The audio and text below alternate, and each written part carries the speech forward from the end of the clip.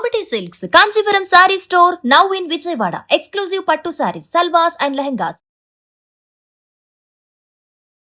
నమస్తే రమగారు. నమస్తే జయ. రమగారు, సమ్మర్ వేసవి కాలంలో తినవలసిన ఆహార పదార్థాలు ఏమిటి, అంటే ఎలాంటి ఫుడ్ తీసుకోవాలి? మనము సీజన్ బట్టి మార్చుకోవాల్సిన పరిస్థితి కదా రమగారు. అవును కదా, కాబట్టి మనం వేసవిలో ఎలాంటి ఫుడ్ తీసుకుంటే బాగుంటుంది? బేసిక్ అన్నం అన్ని సీజన్స్లోనూ ఒకటే, వేడివేడి అన్నమా చల్లన్నమా అనేది తేడా. పొగలు సెగలు కక్కే ఆహార పదార్థాలు పెద్దగా తీసుకోవద్దు. Oil foods no fries, no deep fries, బజ్జీలు పుణుకులు అలాంటివి వద్దు. ఉప్మాలు రవ కేసర్లు వద్దు. ఉప్మా అసలు వద్దు ఎండాకాలం, ఆయిల్ ఎక్కువ.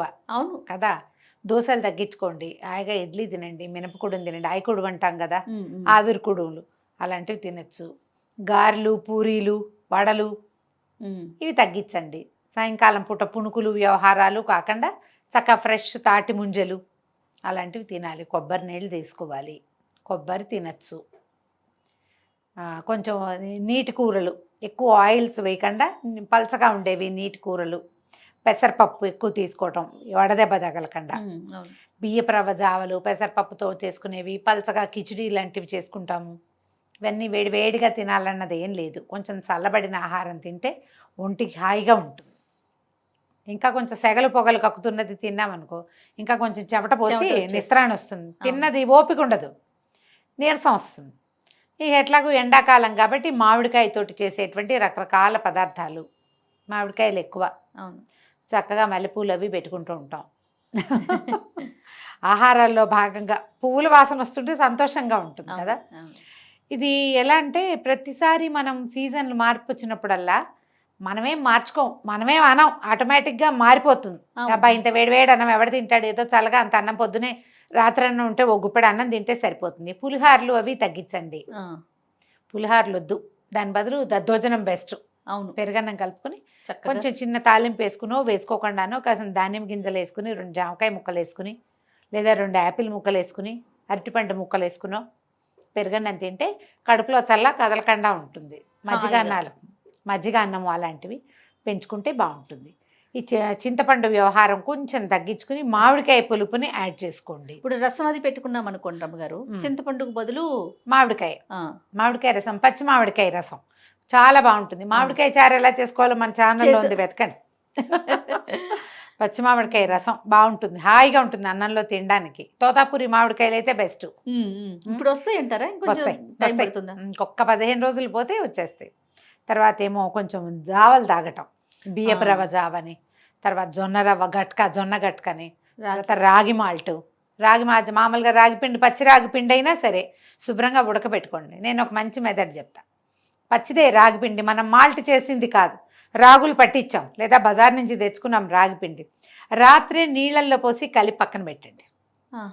తెల్లారేసరికి కొంచెం పులుస్తుంది, అది ఉడికించుకోండి. దాంట్లో మజ్జిగ ఉప్పు వేసుకోండి.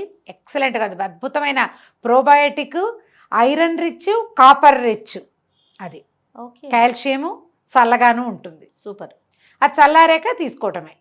పొద్దున్నే లేవగానే ఉడకబెట్టి పక్కన పెట్టేసామంటే దాన్ని కాస్త మజ్జిగ పోసి పలచం చేసుకోండి, హాయిగా ఉప్పు వేసుకుని తాగండి. పిల్లలకి ఇవ్వడానికి చాలా బాగుంటుంది. కొంచెం మరీ చంటిపిల్లలకి 3 ఏళ్ళు 4 ఏళ్ల లోపల పిల్లలకి ఈ రాత్రి నానబెట్టింది వద్దు. కొంచెం 5-6 సంవత్సరాలు వస్తే ఇవ్వచ్చు, పెద్దవాళ్ళు హాయిగా తాగచ్చు. లేదా పొద్దునే ఉడికించుకోండి, పొద్దునే ఉడకబెట్టండి దాన్ని, దానిలో రాగిమాల్ట్ చేసుకుంటే చాలా బాగుంటుంది. జొన్న గట్క కూడా చాలా బాగుంటుంది. జొన్న గట్క వీడియో కూడా ఉంది మన దగ్గర. అవును, మీరు అదైనా చూడొచ్చు. మజ్జిగ కలుపుకోండి, పాలు పంచదార వేసుకోకుండా ఈ జావల్లో మజ్జిగ వేసుకోండి. సగ్గుబియ్యం జావ ఒకటి తాగొచ్చు. సగ్గుబియ్యం కూడా మనం సగ్గుబియ్యం అంత లావునుంటాయి, అవి కాదని ఇప్పుడు నైలాన్ సగ్గుబియ్యం తెస్తున్నాం, అవి వద్దు కదా, లావువే తీసుకోండి. కాకపోతే మీరు ఈజీ మెథడ్ ఏం చేయొచ్చు అంటే శుభ్రంగా సగ్గుబియ్యం మిక్సీలో వేసి గ్రైండ్ చేసి మెత్త పిండి చేసి పారేయండి. 10 నిమిషాల్లో ఉడికిపోతుంది అది. ఓకే, కానీ చెయ్యి పెట్టి కదుపుతూ ఉండాలి, అయితే అడుగంటే శుద్ధ కట్టేస్తుంది. హాయిగా దాంట్లో మజ్జిగ పోసుకుని తాగండి. సగ్గుబియ్యంలో పాలు పంచదార వేసుకోవచ్చు. సాయంకాలాలు పొద్దుటి పూట అయితే మీరు మజ్జిగ పోసుకోవచ్చు. నేనైతే ఏమి వేసుకొని ఒట్టి సగ్గుబియ్యం జావే తాగుతాను నేను. దీన్ని కూడా నైట్ నానబెట్టుకోమంటారా? అక్కర్లా, మీరు కనుక గ్రైండ్ చేసి మెత్తటి పొడి చేసుకుంటే 5 నిమిషాలు నానబెట్టి ఉడకబెట్టేసుకోవచ్చు. 5 మినిట్స్ చాలు. ఓకే. అలాంటివి ఏవైనా చేయొచ్చు. ఇప్పుడు చేసుకోగలిగేవి ఏమిటంటే సొరకాయ హల్వాలు అలాంటివి నెయ్యి తక్కువగా వేసుకుని క్యారెట్ హల్వా, సొరకాయ హల్వా అలాంటివి తినొచ్చు. రవ కేసరి అంటే మళ్ళీ బోల్డంత నెయ్యి నెయ్యి వేస్తే అవసరం. కానీ రాదు యువతలకి. కీరా లాంటివి తినండి. పచ్చి ఉల్లిపాయ ఒకటి తినచ్చు. ఎండాకాలం బయటికి వెళ్ళేటప్పుడు పొద్దున కాస్త మజ్జిగ అన్నం తిని వెళ్ళండి. అన్నం తినకుండా బయటికి వెళ్ళొద్దు, తినకుండా వెళ్ళొద్దు. మంచినీళ్ళు తప్పకుండా క్యారీ చేయండి. ఓ గొడుగు అవి క్యారీ చేయండి. తలకు ఒక టోపీ పెట్టుకోవటం, గాగుల్స్ పెట్టుకోవటము అలాంటివి ఉంచుకోండి. పిల్లలకు కూడా అవి వేస్తే అవును. మనం ఎక్కడికైనా వెళ్ళేటప్పుడు శుభ్రంగా ఒక బాక్స్లో అంత పెరుగన్నం కలిపేసి పెట్టుకెళ్తే ఎక్కడైనా అవసరపడితే పిల్లలకు అరటిపండు, మామిడి పండు మొక్కో నలిచి పెట్టేసేయచ్చు చక్కగా. అవును. ఎండలో ఇబ్బంది లేకుండా ఉంటుంది. ఆహారం క్యారీ చేయకుండా కానీ తినకుండా కానీ ప్రయాణాలు చేయొద్దు. చాలా ముఖ్యమైనది అదే. అవును. ఏదైనా మనది ఇప్పుడు పప్పులో అవి చేసుకుంటాం. ఆకుకూర పప్పు వాటిల్లో కూడా చింతపండు బదులు మామిడికాయ వాడుకోండి ఈ సీజన్ అంతా. తర్వాత ఆంపన్నా లాంటివి చేసుకోవచ్చు. పచ్చి మామిడికాయ ఏదే జ్యూసు, నిమ్మకాయ జ్యూస్ లాంటివి తీసుకోవచ్చు. లెమన్ జ్యూస్ తీసుకోవచ్చు. సబ్జా గింజలు నీళ్ళల్లో వేసి బాగా నానబెట్టడం. పొద్దున్నే వేసామంటే 11 గంటకల్లా సరిపడా నానిపోతాయి. సబ్జా గింజలు తీసుకోవచ్చు రోజుకి ఒకసారి. ఇప్పుడు చియా సీడ్స్ కూడా తీసుకుంటున్నాము. చియా కంటే కూడా సబ్జా ఎక్కువ చలవ చేస్తుందని భావిస్తా జయ నేను. అవును కదా. అవును రమ్య గారు. తాటి ముంజలు బాగా దొరుకుతాయి. చక్కగా తాటి ముంజలు తినండి. లేత కొబ్బరి తినచ్చు.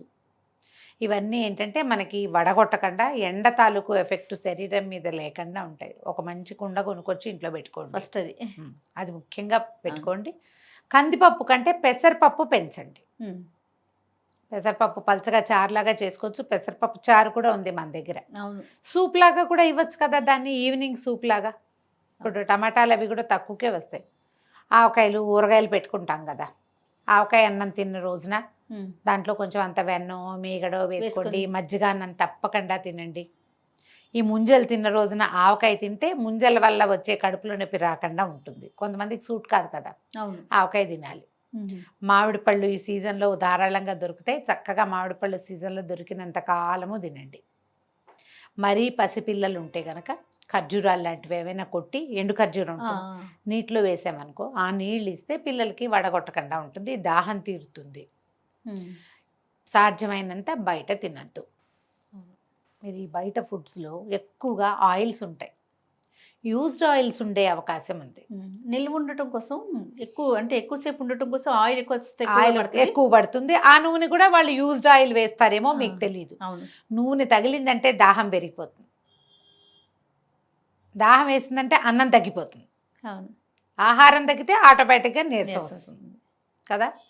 సాధ్యమైనంత అన్నం తినండి. ఒకవేళ చపాతీలు, గోధుమ రొట్టెలు అలవాటు ఉన్న వాళ్ళు దాంతోపాటు కొంచెం మజ్జిగ అన్నాన్ని యాడ్ చేసుకోండి. పెరుగు పెంచితే ఎంత పెరుగు మజ్జిగ ఇంటేక్ ఎంత ఎక్కువ తీసుకుంటే అంత మంచిది. జాగ్రత్తగా ఉండటమే ఎండాకాలం. అంతే. ఇక నుంచి మొదలుపెట్టి ఈ 4 నెలలు కదా. పచ్చి పులుసు చెప్పలేదు రమ్మగారు. ఇప్పుడు చింతపండు పచ్చి పులుసు, ఉల్లిపాయలు వేసి పచ్చి పులుసు చేసుకుంటాం కదా. నువ్వులు పచ్చి పులుసులు అవి కూడా చేస్తారు జయ తెలంగాణలో కదా. తీసుకొస్తుంది రమ్మగారు. నువ్వులు పచ్చి పులుసు అలాంటిది కూడా ఏదైనా. మేము మెంతి మజ్జిగలు ఎక్కువ చేసుకుంటాం. మజ్జిగ చిలికి పలచక దాంట్లో తాలింపు వేసుకోవటం. ఓకే. మెంతి మజ్జిగ అంటాం. అది చేయొచ్చు. తర్వాత ఏమో రైతాలు ఎక్కువ తినండి. కీరలతోటి వాటితోటి చేసుకునేవి. పచ్చి పులుసు చేసుకుంటే ప్రాణం హాయిగా ఉంటుంది. అవును. మేము వంకాయ పచ్చి పులుసు కూడా చేస్తాం. వంకాయ కాల్చి దాన్ని పిసికేసి అందులో చింతపండు గుజ్జు వేసుకోవటం, బాగా ఎన్ని పచ్చిమిరపకాయలు వేసి కొంచెం బెల్లం వేసి తాలింపు పెట్టుకుంటాం. ఓకే. ఏ రకమైన పచ్చి పులుసులైనా తీసుకోండి. అవన్నీ కూడా మీకు చలవ చేస్తాయి. ఈ పచ్చి పులుసులో 2 అరటిపళ్ళు వేస్తే చక్కగా గుజ్జు వస్తుంది బాగా. ఉప్పు కారం బాగా పడతాయి కదా. అరటిపండు తీపేం తెలీదు. అవునా. చింతపండు అరటిపండు అదే కాంబినేషన్. ఇక మీకు దసరా మన ఉగాది పండగ వచ్చిందంటే ఇక చల్లటి పదార్థాల్లోకి షిఫ్ట్ అయిపోండి అంతే. కానీ ఇది ఫ్రిడ్జ్లో ఉండే పదార్థాలుగా మాత్రం భావించకండి. చల్లగా అంటే రూమ్ టెంపరేచర్లో ఉండేలాగా అతి చల్లటి పదార్థాలు తీసుకోకండి.